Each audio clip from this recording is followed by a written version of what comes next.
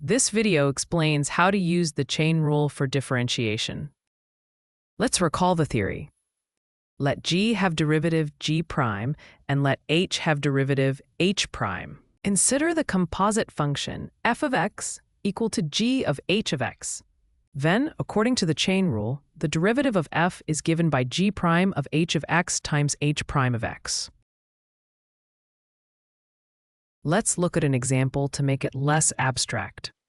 We can use a step-by-step plan to differentiate a composite function using the chain rule. We want to calculate the derivative of f of x equal to the square root of x squared minus 4. The first step is to distinguish the two simpler functions, g and h, of which f is composed. We see that in our example, f is composed of a root function g and a quadratic function h. G is the square root of x, and h is x squared minus 4. The second step is to determine the derivatives of g and h. Using the power rule, we find that the derivative of g is 1 over 2 times the square root of x, and the derivative of h is 2 times x.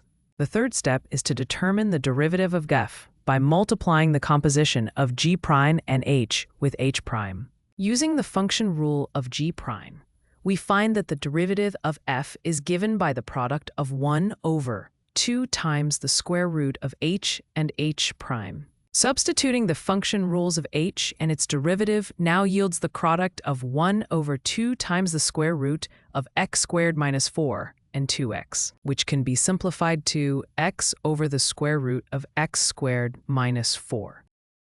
This concludes the example. Thanks for watching.